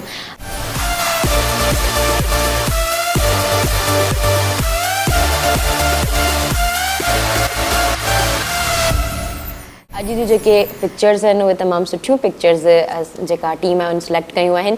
असां जेको सवेर ॻाल्हायो हो, इंट्रोडक्शन में जेको ॻाल्हायो हो, चिल्ड्रन डे ते ई ॻाल्हायो हो, ऐं जेके पिक्चर्स आहिनि उहे बि उन सां ई बिलोंग कनि थियूं। तव्हां पहिरीं स्क्रीन ते पिक्चर्स ॾिसो ऐं तव्हांखे यकीनन ख़ुशी थी रही हूंदी जॾहिं मूं बि पिक्चर्स ॾिठियूं। तमामु ख़ूबसूरत पिक्चर्स हुयूं ऐं सिंध मदरसा जेका यूनिवर्सिटी आहे कराची में, उनजा उस्ताद ऐं जेके शागिर्द आहिनि उहे गॾिजी करे चिल्ड्रन जे ॿारनि जे इंटरनेशनल डे ते ॿारनि वटि वञी करे कराची जे मुख़्तलिफ़ इलाइक़नि में उन्हनि खे फेस ते पेंटिंग करे रहिया आहिनि, या चई सघां थी त जेके ख़ुशियूं जेके आहिनि उहे विखेरे रहिया आहिनि। ऐं ख़ुशियूं जेके आहिनि उहे विखेरणु तमामु मुश्किल हूंदियूं आहिनि ऐं इहो कमु इलाही घटि माण्हू कंदा आहिनि। सो उन्हनि मां ई थियो त जेको ख़ुशियूं विखेरे ऐं ख़ुशि बि थिए त इहो तमामु ख़ूबसूरत मंज़र आहे। सोचो त अॼु तव्हां सां शेयर कंदा हलो। ज़बरदस्त तस्वीरूं ऐं ॿारनि जे चेहरनि ते नो डाउट जेका ख़ुशी आहे उन्हनि जा तासुरात जेके आहिनि उहे तस्वीरुनि ज़रिए मालूम थी सघनि था। ऐं ख़ुशबू रफ़ीक जेका सिंध मदरसा यूनिवर्सिटी में पढ़ाए पई ऐं थिएटर वग़ैरह बि उहो कराईंदा रहनि था, उन्हनि जी हिकिड़ी सोसाइटी आहे उन्हनि जे तरफ़ां इहो प्रोग्राम रखियो वियो हो ऐं सिंध मदरसा यूनिवर्सिटी उन्हनि सां ताउन कयो ऐं कराची जे मुख़्तलिफ़ इलाइक़नि में वञी करे उन्हनि ॿारनि जे आलमी ॾिहाड़े ते ख़ुशियूं विरहाइण जेका आहे सा कोशिशि कई। ऐं नाज़रीन ॿी जेका तस्वीर मूं वटि आहे उहा तस्वीर आहे रुक स्टेशन, बल्कि तस्वीरूं आहिनि ॿ टे। रुक स्टेशन सिंध जी तारीख़ी स्टेशन आहे ऐं शिकारपुर में ऐं हिन स्टेशन उनजे करे बि मशहूरु आहे छाकाणि त उते ई सिंध जो जेको अमर रागी हो भगत कंवरराम उनखे जेको आहे गोली हणी क़तलु कयो वियो हो या ईअं खणी चवंदो उनखां ज़िंदगी खसी वई हुई। ऐं हीउ इंतिहाई फ़क़ीराणे मिज़ाज वारो जेको असांजो सिंध जो सूफ़ी रागी हो उन जे क़तल खां पोइ चयो थो वञे त सिंध में जेके आहिनि विगोड़ तमामु घणा थिया ऐं 1947 में जेके आहिनि लॾ पलाण जो जेको सिलसिलो आहे उहो तेज़ थियो ऐं अॼु बि उन स्टेशन ते भगत कंवरराम खे यादि कयो वेंदो आहे, उते प्रोग्राम कया वेंदा आहिनि ऐं सिंध जी जेका तारीख़ आहे उन ते जेको हीअ हिकिड़ो ईअं खणी चइजे त कारो दाग़ आहे जेको अञा ताईं मिटिजी न सघियो आहे। हीअ उन रुक स्टेशन जा कुझु मंज़र आहिनि। चयो थो वञे त भगत कंवरराम जी शहादत खां पोइ उन्हनि जे क़तल खां पोइ उहा स्टेशन वीरान थी त वरी कॾहिं आबाद न थी सघी। उन जा कुझु मंज़र मूंखे ॾेखारियासीं। बहरहाल जेका ॿी पिक्चर मूं वटि आहे उहा फैसलाबाद जी आहे। तव्हांखे हिकु नारी नज़र अची रही हूंदी, हुनजो नालो शाज़िया आहे ऐं उहा रक्षा हलाए रही आहे ऐं तमामु ख़ूबसूरत ॻाल्हि आहे त असांखे पंहिंजी औरतुनि खे जेको आहे उहो एम्पावर करणु खपे, उन्हनि खे ख़ुदि खे पावरफुल ठाहिणु खपे। नाहे ख़बर त केरु केसि ताईं गॾु आहे, ज़िंदगी ते को भरवसो न आहे त इन वजह सां पंहिंजी औरतुनि खे पंहिंजी नियाणियुनि खे या जेके तव्हां जूं मदर वाइफ कंहिं बि रूप में तव्हांजे घर में औरत आहे उनखे ख़ुदि खे एम्पावर कयो। जी नाज़रीन, हिते मूं वटि जेका हाणे ॿी तस्वीर आहे उहा ॻोठाणी ज़िंदगी जी अकासी करे थी ऐं असां इन करे बि इहे तस्वीरूं शामिलु कंदा आहियूं छाकाणि त जेके माण्हू असांखे शहरनि में ॾिसनि पिया, मुल्क खां ॿाहिरि ॾिसनि पिया, उहे जॾहिं अहिड़े क़िस्म जी तस्वीरूं ॾिसनि था त उन्हनि खे पंहिंजो नंढपण यादि अची वेंदो आहे या पंहिंजा ॻोठ जेके आहिनि उहे यादि अची वेंदा आहिनि। सो ही ॿ तस्वीरूं आहिनि जंहिंमें तव्हांखे मकई जेका आहे उनजी मानी नज़र ईंदी हूंदी, साग जी भाॼी नज़र ईंदी हूंदी, लस्सी जो गिलास नज़र ईंदो हूंदो ऐं उन मानी ते पियल जेको आहे मखणु नज़र ईंदो हूंदो। सो हीअ ॻोठाणी ज़िंदगीअ जा अक्स आहिनि, रंग आहिनि ऐं इहो ई असांजी ज़िंदगीअ जो हिकिड़ो अहम हिसो आहे। सो आउं चवंदो आहियां त भले असीं किथे बि हलिया वञणु खपे, असांखे दुनिया फ़तेह करणु खपे, उते रहणु खपे, पर पंहिंजी पाड़ जेका आहे, पंहिंजो जेको बेसिक जेको आहे बुनियादु जेको आहे उनखे यादि रखणु खपे। ऐं को बि वणु चवंदा आहिनि त का बि बिल्डिंग हुजे, वणु हुजे, उहा एसि ताईं जटादार न हूंदी आहे जेसि ताईं उनजो जेको बुनियादु आहे, उनजी जेके पाड़ूं आहिनि उहे मज़बूत न हुजनि। ऐं असीं सिंधी त फ़ख़्री अंदाज़ सां चवंदा आहियूं त असांजूं पाड़ूं जेके आहिनि उहे ॻोठनि में आहिनि। सो उनजे करे असीं जटादार आहियूं, असांखे घणो कुझु उतां खां सिखण जे लाइ बि मिले थो। सो यकीनन अॼु जेके तस्वीरूं आहिनि उहे अव्हांखे पसंदि आयूं हूंदियूं ऐं हाणे प्रोग्राम में शामिलु कंदासीं कुझु वीडियो। सो पहिरीं वीडियो शायदि अव्हां वटि आहे। जी जी बिल्कुलु, पहिरीं वीडियो जेका आहे उहा मूं वटि आहे, जेको पाण इंट्रोडक्शन में ई ॻाल्हायो हो उन हवाले सां आहे। जेका वोटिंग मशीन आहे उन ते काफ़ी ज़्यादा रद्देमल अची रहियो आहे ऐं हीअ जेका वीडियो आहे उहा ट्विटर तां खई आहे।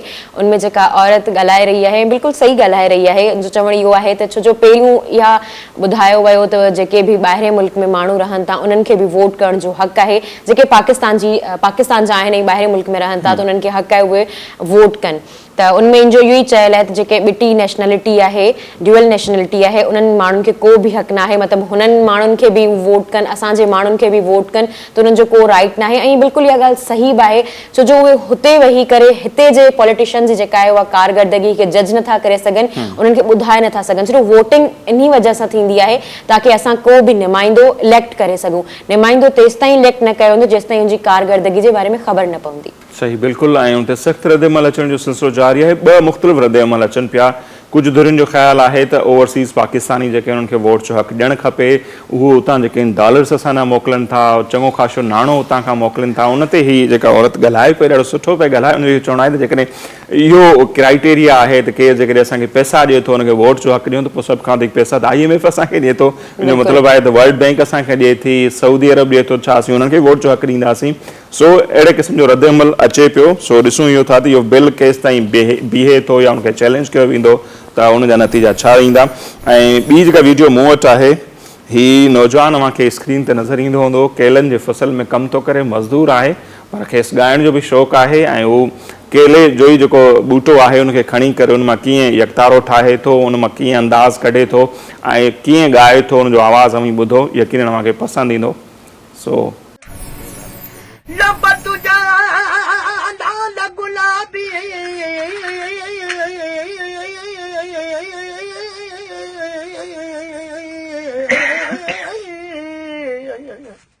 ओ लब तुझा लाल गुलाबी ॿियो भिरू तुझा भाला माहे मन मारन था तुझे चपन जा चाला याकूब नरन जा नाला वठण विरोध सवाब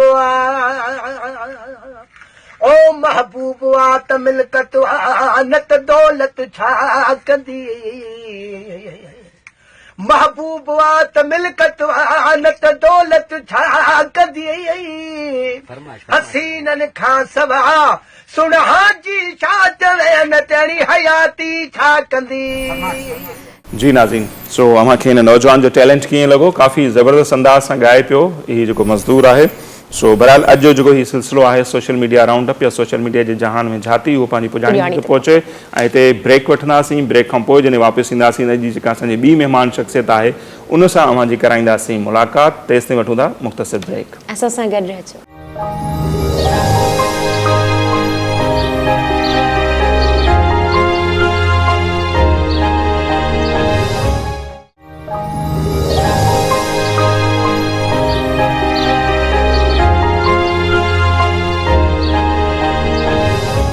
वेलकम बैक नाज़रीन। हाणे प्रोग्राम में जंहिं शख़्सियत असांखे जॉइन कयो आहे उन्हनि जे बारे में जेकॾहिं आउं ॿुधाइण त आयसि त पूरो ॾींहुं गुज़री वेंदो। तमामु सुठा शाइर आहिनि ऐं उन खां अलावा हू उन्हनि जेको आहे उर्दू में शाइरी कई आहे, हिंदको में शाइरी कई आहे ऐं अॼु असां हिंदको शाइरी जो बि मज़ो वठंदासीं, उर्दू में बि ॿुधंदासीं उन्हनि खां ऐं हिंदको में बि ॿुधंदासीं।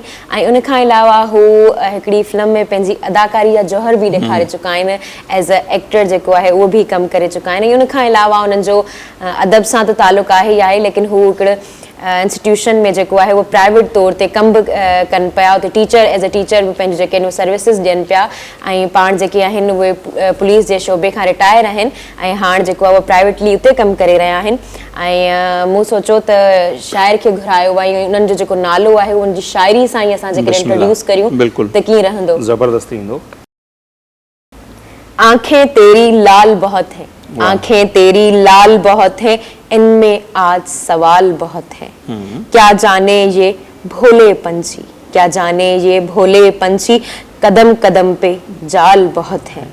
सुलझी सुलझी जुल्फें कम है, सुलझी सुलझी जुल्फें कम है, बिखरे बिखरे बाल बहुत है। दर पर्दा भी होंगे लेकिन आंखों देखे हाल बहुत है, आंखों देखे हाल बहुत है। भूल है तेरी यार मेरे, भूल है तेरी यार मेरे, जीस्त के बाकी साल बहुत है।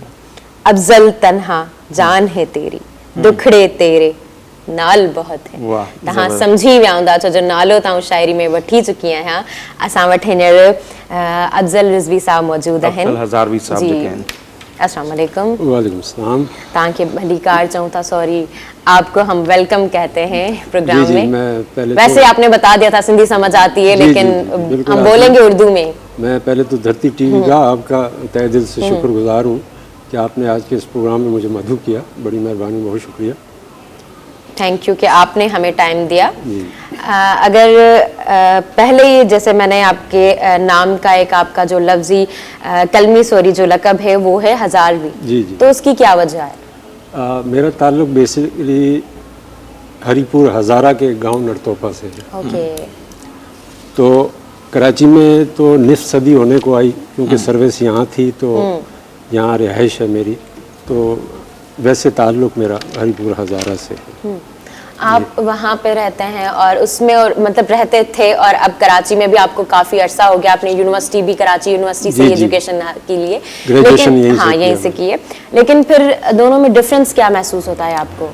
देखिए, वो गांव छोड़े हुए तो मैंने भी अर्ज किया ना, कोई निस्फ सदी हो गई मुझे, तो लेकिन उसके गाए बगाए बीच में हम जाते रहते हैं गाँव। हमारा रिश्ता टूटा नहीं है, मेरे भाई वहाँ हैं, हमारी ज़मीनें हैं वहाँ, तो सब हैं। तो तो हम कभी ना कभी जब भी मौका मिलता है तो ज़रूर जाते हैं, गांव ज़रूर जाते हैं। तो फ़र्क अब यही है, आपको पता है कि देही इलाके का और कराची का जो बेसिकली यानी शहर का फ़र्क तो वाज़े होता है।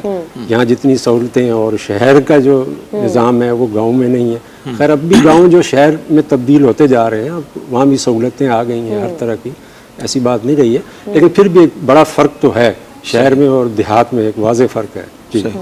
अच्छा अफजल साहब, जैसे प्रे ने इंट्रो में बताया कि आप पुलिस डिपार्टमेंट में रहे, वहाँ से रिटायर्ड हुए, फिर आप तालीम के शोबे से वाबस्ता हैं। जिस तरह मुझे जितना पता है कि मुसव्वरी से भी आपकी दिलचस्पी है, एक्टिंग भी आपने की, तो पुलिस में रहते हुए इतने सारे शोबों को कैसे आपने कलेक्ट किया या तजुर्बात किए, वो कैसे रहे? ये बड़ा अच्छा सवाल है आपका। देखें, ये तो इंसान के अंदर अल्लाह ताला की तरफ से है। बहरहाल नौकरी भी साथ चलती रही, ये शौक़ थे मेरे, ये जब तक मेरी शादी नहीं हुई थी। तो मतलब जवानी के दौर कह लें इस तरीके से। तो ये सारे जो मुसव्वरी भी की मैंने, मतलब एक्टिंग भी दोस्तों के कहने पे कर ली। फिर उसके अलावा रेडियो पाकिस्तान में बहुत पुरानी बात है, ये अकील अशरफ साहब होते थे, एक नई आवाज़ के हवाले से एक प्रोग्राम करते थे, तो गाने का वो भी एक आध दो दफ़ा वो भी सिलसिला चलता रहा। तो ये शौक़ कैसे थे वक्त के साथ साथ। फिर 17 साल तक मैंने एक प्राइवेट इदारे में तालीम दर्स व तदरीस से भी वाबस्ता रहा। तो फिर ये सिलसिला चलता रहा, टाइम भी देते रहे अपने दफ्तर को भी, तो चलता रहा भर गया जैसे कैसे चलाते रहे। लेकिन आम तासुर ये है कि पुलिस वाले जो होते हैं ना थोड़ा सख्त गिर होते हैं और उनको देखकर तहफ़्फ़ुज़ का एहसास नहीं होता, लोगों में खौफ ज़्यादा हो जाता है। दुनिया में होता है कि पुलिस को देख के बंदा तहफ़्फ़ुज़ फील करता है कि नहीं अब मैं महफूज हूँ। तो सख्त गिर एक डिपार्टमेंट में होते हुए फिर पोइट्री जैसे एक हसास और नफीस किस्म की जो चीज़ है उस तरफ आपका कैसे आना हुआ? ये असल में देखें, पुलिस में तो मैं पहले आ गया, लेकिन ये सिलसिला जो ये बाद में हुआ। शायरी बाद में जी, शौक़ तो था, शौक़ तो एक लड़कपन से ही हो जाता है इंसान को, समझ गए। तो लेकिन ये उसके बाद शौक़ भी नहीं, ये एक हादसा कह लें। हादसा यूँ था कि कोई खुदा न खास्ता ऐसा कोई सिलसिला नहीं था कि जैसे शायरों के साथ होता है कोई रोमानवी सिलसिला या कोई ऐसी बात। असल में मेरी वालदा साहब की जब डेथ हुई 85 में, तो वो एक दुख और एक कर्ब जो था उसने मुझे कुछ कहने पे या लिखने पे मजबूर कर दिया। तो उस वक्त जो मैंने कहे अशार वो कोई बैर वज़न में भी ना होंगे, लेकिन दिल से एक हुक सी उठी और वो मतलब जो भी लिख दिया मैंने, तो वो अशार थे। वो उसके बाद फिर मैं ये सिलसिला जो है फिर भी इस तरफ राग़िब नहीं हुआ। फिर भी हमारे यानी ख़ानदान में कोई रहलत कर जाता है या वैसा, तो उसी के ऊपर मेरा यानी मरसिया एक सिलसिला शुरू हुआ मेरा शुरू से।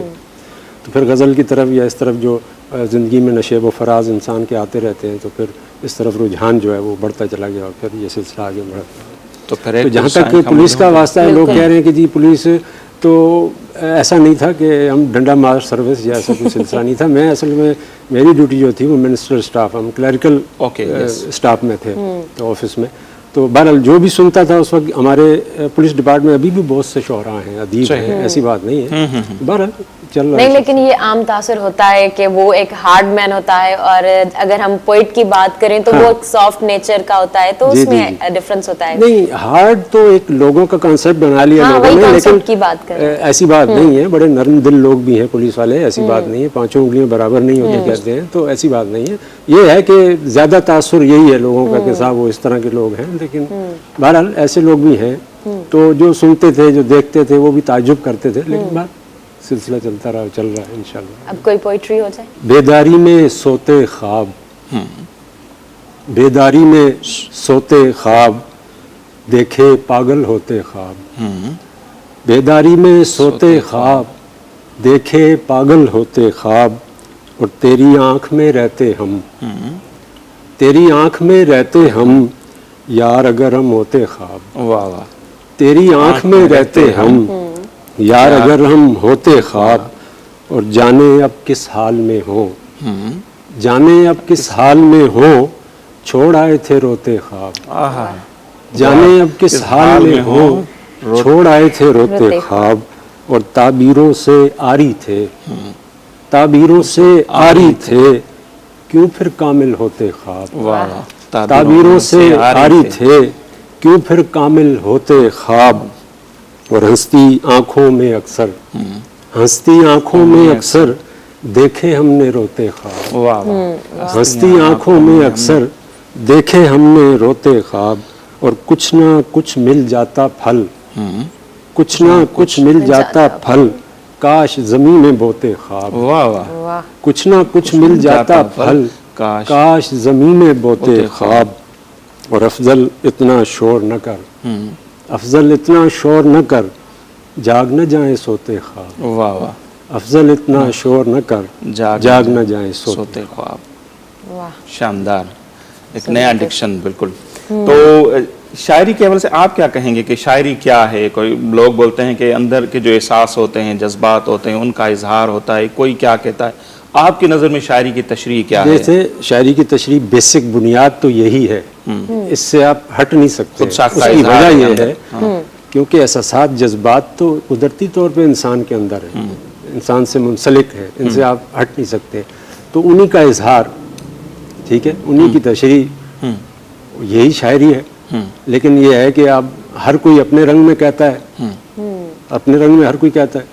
कोई मज़ामती शायरी करता है, कोई मज़ाहिया शायरी करता है, ठीक है। अब तो समाजी भी आ रहा है मसला, माशरती भी आ रहा है, उसमें मज़ामीन आ रहे हैं। तो ये तो है, जज्बात के हवाले से अगर आप कहें तो बेसिकली उनका ताल्लुक़ ही शायरी का उसी से, जज्बात से, एहसासात से है, और इससे मावरा तो इंसान है नहीं है। तो ये खुदा की तरफ से कोई देन होती है बिल्कुल या होती सीखी है। जाती? सीखने के देखिए, बाद एक जगह पे करता है शायर है, एक उसका मिसरा है, बल्कि उन्होंने कहा कि शायर होता है या नहीं होता, तीसरा नहीं है, तीसरा रास्ता नहीं है। बिल्कुल। या तो होता है या नहीं होता। तो ये गॉड गिफ्टेड कह लें, ये अल्लाह की तरफ से होता है। मौजू तबा जो होगा इंसान वही शायरी कर सकेगा, आगे बढ़ सकेगा। लेकिन पढ़ने से भी कुछ इम्प्रूवमेंट्स आती हैं। इम्प्रूवमेंट होती है, लेकिन कुदरती तौर पर जब आपके अंदर, देखिए अब मेरे दादा जो है वो हिंदू ज़बान के शायर थे, वो बिल्कुल अनपढ़, चिट्टे अनपढ़, उन्होंने खेती बाड़ी सारी ज़िंदगी की है। तो अब आप बताएं, तालीम उनकी नहीं, उनके पास शायरी कहाँ से आई? सही, सही बात है, ये भी है। अच्छा, अगर आपने हिंद को शायरी की जिक्र ही छेड़ा है तो हो जाए। हमारे यहाँ आपको अच्छी बात ये लगेगी हजारी साहब कि हमारे यहाँ लैंग्वेज का बैरियर नहीं होता है। सराइकी, सिंधी, पश्तो, बलोची, हिंद को हम बोलते हैं, ये सारे रंग हमारे हैं ना। जी। तो हम अपने जो देखने वाले हैं उनको ये भी रंग दिखाते हैं कि भाई अगर पश्तो का शायर आ गया है तो पश्तो में या को अदीब, तो आप हिंद को से तो हमें खुशी होगी कि आप। मैं थोड़ी सी वजाहत देता जाऊँ। हिंद को ज़बान चूँकि हमारे जो पूरा हज़ारा डिवीज़न में जो बोली जाती है उसमें 2-3 लहजे हैं, लहजों का भी फ़र्क है उसमें। तो पेशावर में, कोहाट में जो बोली जाती है उसका अपना एक लहजा है। तो चूँकि मेरा ताल्लुक़ जहाँ हरिपुर से कतील शिफाई साहब का जहाँ से ताल्लुक़ है, तो वो ज़बान जो है वो आप अभी सुनेंगे तो उसका आप समझेंगे जैसे पंजाबी है या सराइकी है। कुछ अल्फाज तो हमें लगता है आपके सिंधी के वो हैं साफ़ी, रहमत जामोट, क्या नाम उनका, नाम मैं भूल गया, उन्होंने मेरी एक हिंद को सिंधी में ट्रांसलेट किया था। एक कथा पहले सुनाता हूँ आपको हिंदको का, और फिर उसके बाद एक गज़ल सुनाता हूँ। मैं कितनी वारी काल की थी, मैं कितनी वारी काल की थी, उस गल न मेरे नाल की थी। ओहो, उन्होंने बात ही नहीं की। मैं कितनी वारी काल की थी, उस गल न मेरे नाल की थी, निक्की जी मेरी गलती अफजल, छोटी सी, निक्की जी मेरी गलती अफजल, उस खफ की पूरे साल की थी। निक्की जी मेरी गलती अफजल, उस खफ की पूरे साल की थी। तो ये गज़ल है, ये पेश कर देता हूँ कि गलती में कीती है, के गलती में कीती है, इश्क नमाज जो नीति है। वाह वाह। के गलती में कीती है, इश्क नमाज जो नीति है, दिल बिचते बदनीति है, दिल बिचते बदनीति है, रहंदा बिच मसीती है। वाह। दिल बिचते बदनीति है, रहंदा बिच मसीती है, के दसा में किंजू दिल दी, के दसा में किंजू दिल दी, उधड़ी चादर सीती है। वाह वाह। के दसा में किंजू दिल दी, उधड़ी चादर सीती है, ते बारों चम चम मुखड़े ने, बारों चम चम मुखड़े ने, अंदर यार पलीती है। वाह। बारों चम चम मुखड़े ने, अंदर यार पलीती है, आज तक होश ना आया फिर, आज तक होश ना आया फिर, अखियां नाल जो पीती है। वाह वाह। आज तक होश ना आया फिर, अखियां नाल जो पीती है, अफजल सारे नादम ने, अफजल सारे नादम ने, के जी गल तू कीती है। वाह वाह। अफजल सारे नादम ने, केजी गल तो की थी। वाह वाह, कमाल है, वाह, जबरदस्त। और एक एक लफ्ज हमें तो समझ में आ ही रहा था, और देखने वाले हैं जो उनको भी आ रहा वैसे होगा। मैं समझ इसलिए आ रहा था वजाहत की तकरीबन, कि हाँ। ये आपको लग रहा होगा जैसे पंजाबी है। बिल्कुल, हाँ, समझ आ रहा था, बिल्कुल बिल्कुल।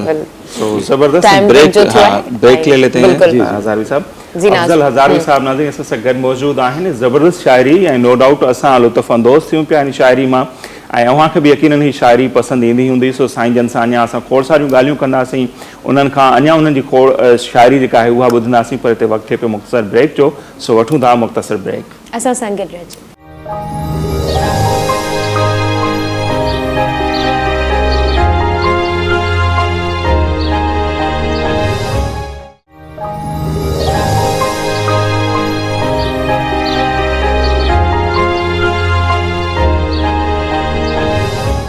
जी नाज़रीन, ब्रेक खां पोइ हिकु भेरो ॿीहर अव्हांखे द मॉर्निंग ऑफ धरती में चऊं था भलीकार ऐं साईं अफज़ल हज़ारवी साहब हिंदको ऐं उर्दू ॿोली जा बहितरीनु शाइर अॼु उहे असांजा महिमान आहिनि। उन्हनि सां असांजी ॻाल्हि ॿोल हले पई, ऐं हिंदको जी शाइरी बि असीं उन्हनि खां ॿुधूं पिया, उर्दू जी बि ॿुधूं पिया। सो बहुत ज़बरदस्त है।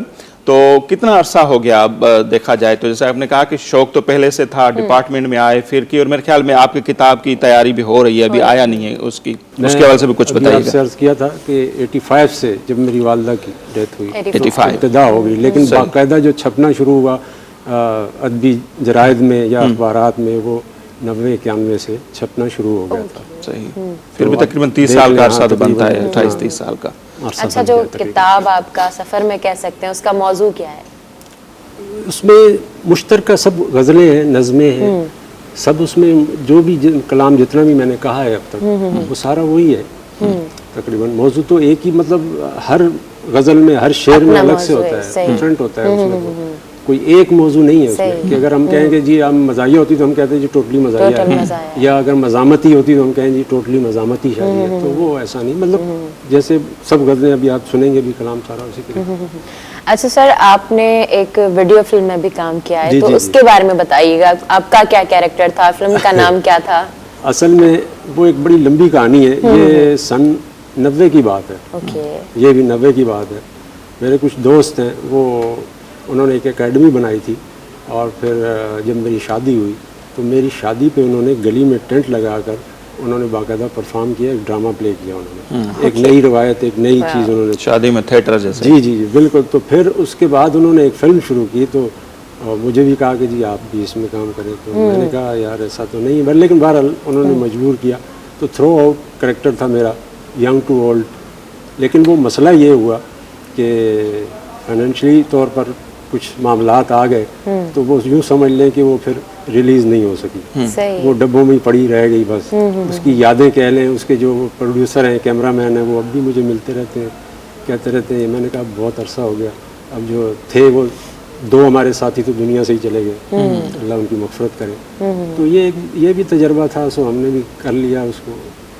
और ज़िंदगी में तजर्बे करने चाहिए मेरे ख्याल में, जितने ज़्यादा सलाहियत हो बंदे में तो करना चाहिए, क्योंकि लाइफ एक मरतबा मिलती है, हमारा तो ये मानना होता है दोबारा हम नहीं आएंगे इस दुनिया में, तो जो मिला है वक्त उसको अच्छे तरीके से नहीं करना चाहिए उसको, बिल्कुल सही।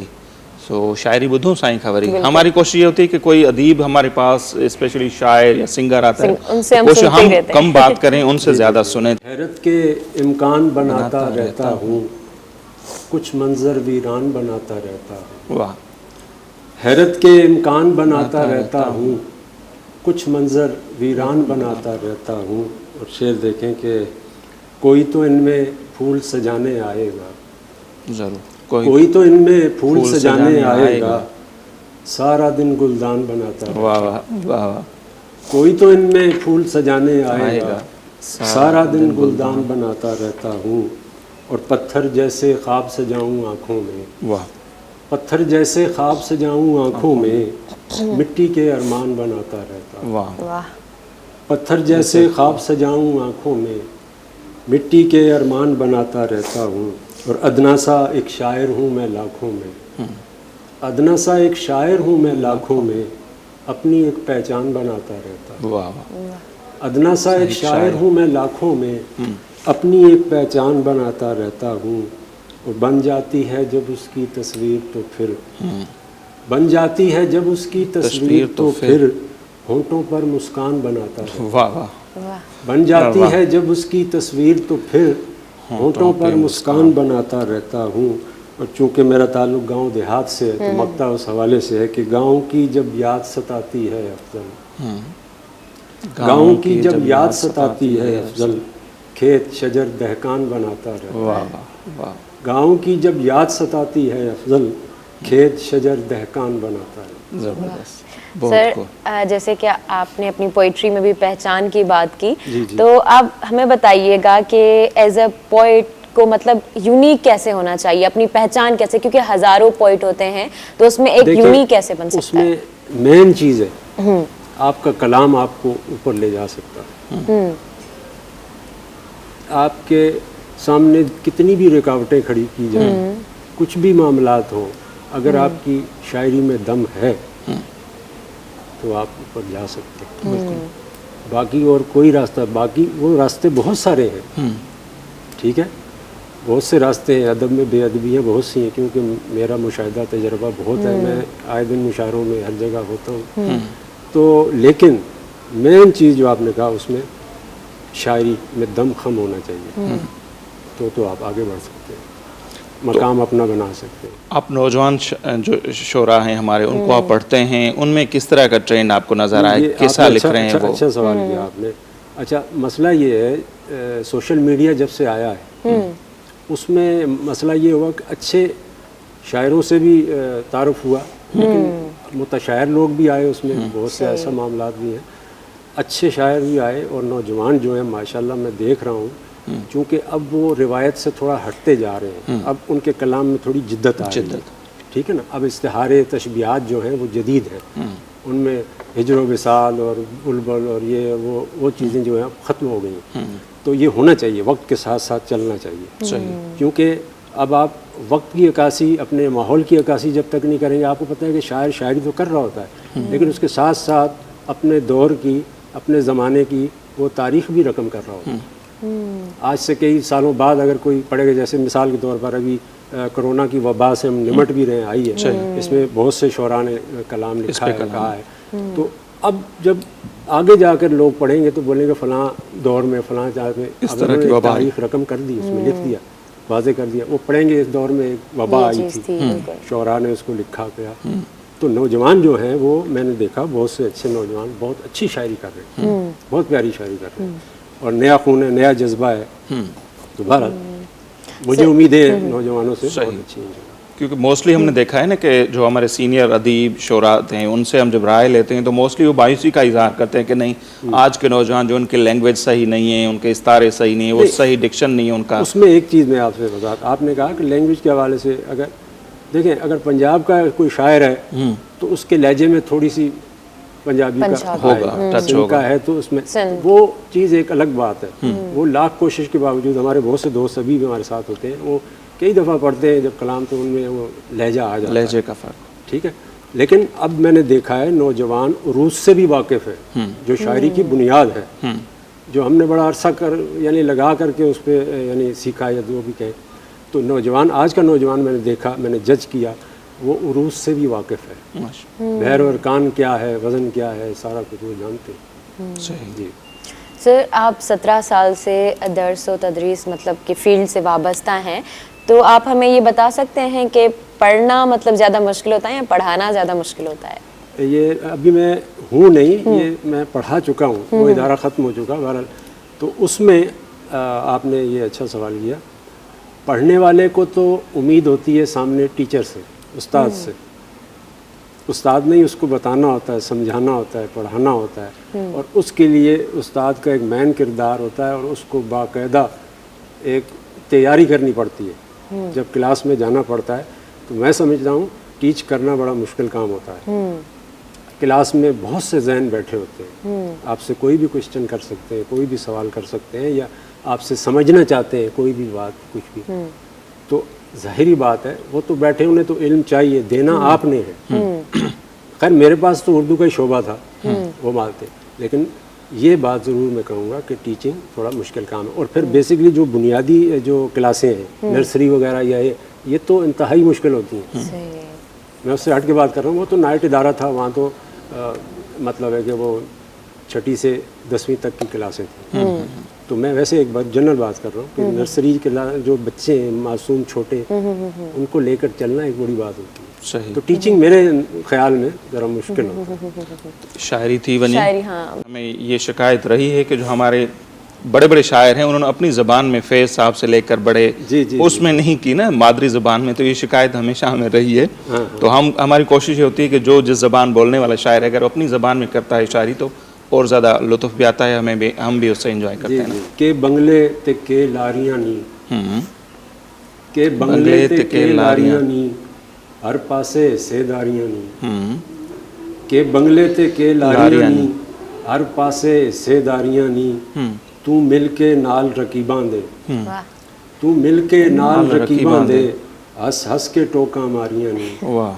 तू मिल के नाल रकीबां दे, हंस हंस के टोका मारियां नी, मैं जो तेरे नां लिखियां, मैं जो तेरे नां लिखियां, वो चिट्ठियां छप के फाड़ियां नी, वाह, मैं जो तेरे नां लिखियां, वो चिट्ठियां छप के फाड़ियां नी, के अफजल कीता हासिल तू, के अफजल कीता हासिल तू, बेमकसद टकरा मारियां नी, वाह वाह। के अफजल कीता हासिल तू, बेमकसद टकरा मारियां नी। कब सुना हमने ये कोठियां जल गई, सुनते आए सदा झुग्गियां जल गई, कब सुना हमने ये कोठियां जल गई, झुग्गियां ही जलती हैं। सुनते आए सदा झुग्गियां जल गई, वाह। और बन गई अब के आतिश फिशां बारिशें, बन गई अब के आतिश फिशां बारिशें, ऐसी बरसी के सब बस्तियां जल गई, वाह।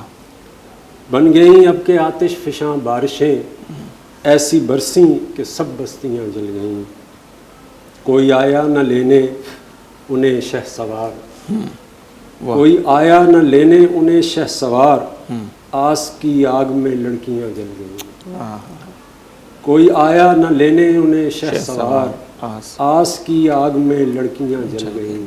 और ये शेर देखें कि किन ख्यालों में थीं लड़कियां बेखबर, किन ख्यालों में थीं लड़कियां बेखबर, याद आया कोई रोटियां जल गईं, किन ख्यालों में थीं लड़कियां बेखबर, याद आया कोई रोटियां जल गईं, वो चमन क्या जला कुछ ना अफजल बचा, वो चमन क्या जला कुछ ना अफजल बचा, फूल गुंचे सभी तितलियां जल गईं, वो चमन क्या जला कुछ ना अफजल बचा, फूल गुंचे सभी तितलियां जल गई।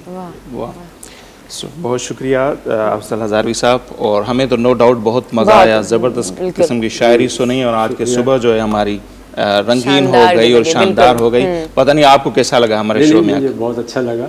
Thank you so much. ऐं नाज़रीन, अफजल हज़ारवी साहब जी शायरी खे असां त ॾाढो इंजॉय कयो ऐं यकीन नवां बि कयो हूंदो। ऐं हिते ई जेको अॼु जो ही प्रोग्राम आहे उहो असांजो पुॼाणी ते थो पहुचे, ऐं इंशाल्लाह हयाती रही त सुभाणे वरी हिकु भेरो ॿीहर अव्हांजी ख़िदमत में हाज़िर थींदासीं। तेसिताईं असांखे ॾींदा इजाज़त। अल्लाह निगहबान।